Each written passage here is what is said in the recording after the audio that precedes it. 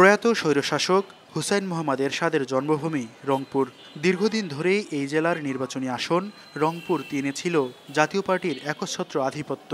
১৯৯১ থেকে ২০২৪ টানা ৩৩ বছর এই আসন ধরে রেখেছিলেন হুসাইন মোহাম্মদ এরশাদ ও তার পরিবারের সদস্যরা। তবে ২০১৪, ২০১৮ ও ২০২৪ সালের প্রশ্নবিদ্ধ ৩ নির্বাচনে আওয়ামী লীগের সঙ্গে আসন সমঝোতা করায় বিতর্কের মুখে পড়ে জাতীয় পার্টি। ২০২৪ সালের ৫ আগস্ট পট পরিবর্তনের পর আওয়ামী লীগের পাশাপাশি জাতীয় পার্টিকেও নিষিদ্ধের দাবি ওঠে। তবে কেন্দ্রীয় নেতারা বলছেন, রংপুরে এখনও শক্ত অবস্থানে জাতীয় পার্টি। আগামী নির্বাচনেও নিজেদের আসন ধরে রাখার ব্যাপারে আত্মবিশ্বাসী দলটি। জাতীয় পার্টি যে ভোটটা আমরা পাই সেই ভোটটা তো রয়েছে, তারপরে একটা বৃহৎ রাজনৈতিক দলের সমর্থনের যে যদি আমরা 25%ও যদি আমরা পাই বা 10%ও যদি আমরা পাই, তাও তো অন্য কোনো রাজনৈতিক দল আমাদের আশেপাশে আসতে পারবে না। যদিও দলীয় বিশৃঙ্খলা, আস্থার সংকট আর যোগ্য নেতৃত্বের অভাবে দল ছাড়ছেন কেন্দ্রীয় ও তৃণমূলের নেতাকর্মীরা। মহাবিপদ যদি আসে, ঝড় তুফান আসে, আমাদেরকে রক্ষা করার মতো নেতা এখানে নাই। জাতীয় পার্টির নেতৃত্বের চরম সংকটের কারণে যারা তৃণমূলের কর্মী সমর্থক তারা হতাশাগ্রস্ত। যেহেতু জাতীয় পার্টি 3টি নির্বাচনে আওয়ামী লীগের সঙ্গে থেকে মদত জুগিয়েছিল, আওয়ামী লীগের দোসর হিসেবে, আওয়ামী লীগের দালাল হিসেবে জাতীয় পার্টিকে ট্রিট করতাম, বিভিন্ন কর্মকাণ্ডে প্রতিবাদ করতাম। সে কারণে 2022 সাল থেকেই আমি জাতীয় পার্টি থেকে স্থায়ীভাবে পদত্যাগ করিয়া ইনঅ্যাক্টিভ ছিলাম।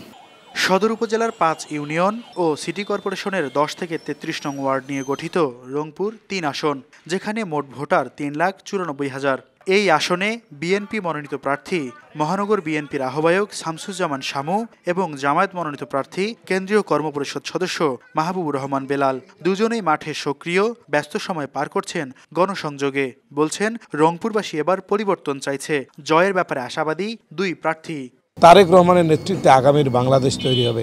সেখানে যদি রংপুরে যদি তারেক রহমানের প্রতিনিধি না থাকে, না তৈরি হয়, না এগিয়ে যায়, নির্বাচিত না হয়, তাহলে রংপুর আবার উন্নয়নের থেকে পিছিয়ে যাবে। জনগণ বলছে, তারা দৃঢ়ই বলছে যে আমরা এবার দাঁড়িপাল্লাকেই ভোট দেবো এবং আমরা পরিবর্তন চাই এবং রংপুর যেন উন্নত হয়, সেই লক্ষ্যে আমাদের স্থানীয় নেতৃত্ব দরকার এবং আমাদেরকে একটা আদর্শিক পরিবর্তন হওয়া দরকার। সেজন্য আমি মনে করি জামাতের পক্ষে, দাঁড়িপাল্লার পক্ষেই মানুষ ব্যাপকভাবে তার রায় ঘোষণা করবে ইনশাআল্লাহ। তবে নির্দিষ্ট কোনো দল নয়, যোগ্য নেতৃত্ব বেছে নেওয়ার সুযোগ চান ভোটাররা। এজন্য সুষ্ঠু নির্বাচনের পরিবেশ তৈরির দাবি তাদের। সৎ ব্যক্তি এবং যোগ্য ব্যক্তি যেন নির্বাচন হওয়ার জন্য আসতে পারে।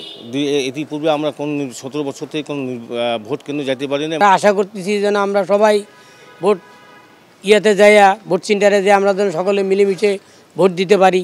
আমাদের একজন এমন নেতা প্রয়োজন যে আমাদেরকে সেই বাজেটের এবং সেই উন্নয়নের ধারাবাহিকতা রাখবে এবং আমাদের উত্তরাঞ্চলকে উন্নত করবে। যাদের দ্বারা উন্নয়ন হবে, উন্নতি হবে, রাস্তাঘাট ভালো হবে, আমরা সেই ব্যক্তিকে ভোট দিতে চাই। নানা সমীকরণে তাই উত্তাপ ছড়াচ্ছে রংপুর 3 আসন। দীর্ঘদিনের রাজনৈতিক আধিপত্য কি এবার বদলে যাবে, নাকি জাতীয় পার্টির দখলই থাকবে এই আসন?